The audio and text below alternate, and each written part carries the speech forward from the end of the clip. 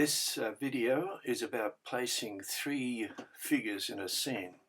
So if you're interested in developing your skills in illustration for a picture book or manga or anime, then this video will be of value to you as it's about placement of figures in a scene. So firstly, I'd like to deal with the main figure on the left with which is the father figure seated in a rowboat. Now, drawing the seated figure is a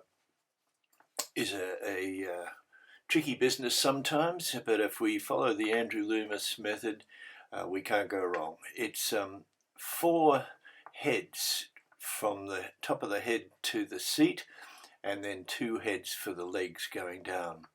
So it's quite simple proportion, and I think you'll see that it becomes fairly readable and realistic as an image. Later I'm going to talk about how character is developed with the body, language and gesture. And as the drawing progresses, we'll set up a little mystery for you. One thing in page design is you try to pose a question of some kind to keep the reader interested, especially if it's a young reader. So this video, it's not the finished product, this illustration. I usually develop illustrations from a small scale right to the finished product, and I usually go through quite a few processes, and in my videos I'll explain those to you in greater detail. So if you're a person who's wanting to perhaps go to art school or college, I can certainly help you in that way. I have a BA in Fine Arts from University of Sydney, and also I've got a graduate diploma in art education. I taught high school and I taught college level art for quite a few years before coming here. So introducing the second figure, the boy, we'll just see that he's pointing backwards to something, and that's a kind of a question for you. Why is he pointing backwards? So Dad's giving him, I've only done a very rough image there, but it's a flashlight. So he's got a flashlight, and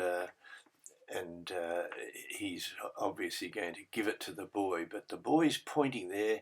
So just for fun, try to think about why you think he might be pointing backwards. Okay, you can see I'm using a little bit of perspective here too. But this actually is the second video in this series of the seated figure. The first one is been received quite well actually, and it was very enjoyable. It was only a very quick video, but people seem to have liked it. So try and catch that one if you can. But the channel will be devoted to helping, especially it's for anybody of course, but especially I'm interested in young people who might want to try and get into art school or college, and often they have entrance exams. So I'll be able to give you plenty of preparation. I'm developing the channel very much so towards that end. I want to be able to help young people, especially to because those entrance exams are pretty tough, and you need to have a fairly comprehensive art education. So I'll be providing that. Now just talk about the picture once again. It's on 20 by 16.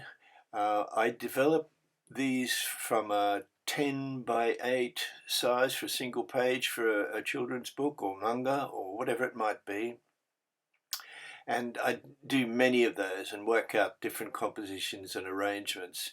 Then when I'm getting more sort of settled in one design, I'll do a few like this and develop it into tonal studies and color studies, and then finally we draw up, and you can't see it, but there was a grid there which is divided into thirds.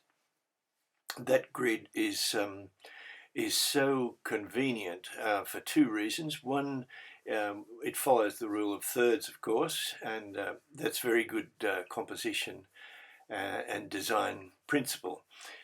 And the other thing is that grid is a natural thing for you to be able to draw up easily. Now, I don't like tracing so much. It gets a bit messy, I find, but I certainly don't like photocopying and pardon me, and enlarging. I find that's no point at all, because each time we draw this and each time we draw up, we get new ideas. We stop being in this sort of mode of the technical side of things, how many heads, etc., and we go into creative mode, which is much more enjoyable. So the grid of using thirds in this case is excellent. It really does help you, and it keeps improving your drawing at the same time. Now I'm just drawing a simple little landscape. We're in a rowboat, and the boy is, as you can see, is pointing into the bush. Now it's becoming a bit clearer, but we've got to figure out. And if you leave a comment, try and give me your opinion of what he might be pointing at. You might change the whole style of this story with better ideas than mine. So of course you can't see the context apart from the actual scene, but it does set up a little question. Why is he doing this, and why is Dad giving the flashlight to him? So just adding some tone in there just to get a feel for the idea of form, where we see much more solid and realistic sort of effect. Don't concern yourself with the two figures at the top. That's just part of the scene, but I would use a vignette on that one at the top, because it's a little conversation between two brothers. So I really hope that this video is of value to you. I want to be able to help as many people as I can. So please support me by subscribing to this channel. It makes a tremendous difference. And please leave a comment if you could, especially if you've got some ideas about what he's pointing at, or why is he pointing. So many more videos to come. I'm building up this channel at a rapid rate now, and I hope to have a very comprehensive course in store. Probably take me about 2 more months of your generous support, and I'll be able to do it. And the course will be very comprehensive for anybody who wants to be an art student. So thank you very much for watching, and I really appreciate it. And hopefully I'll see you in the next video. So I look forward to it, and I hope you do too. Thank you very much.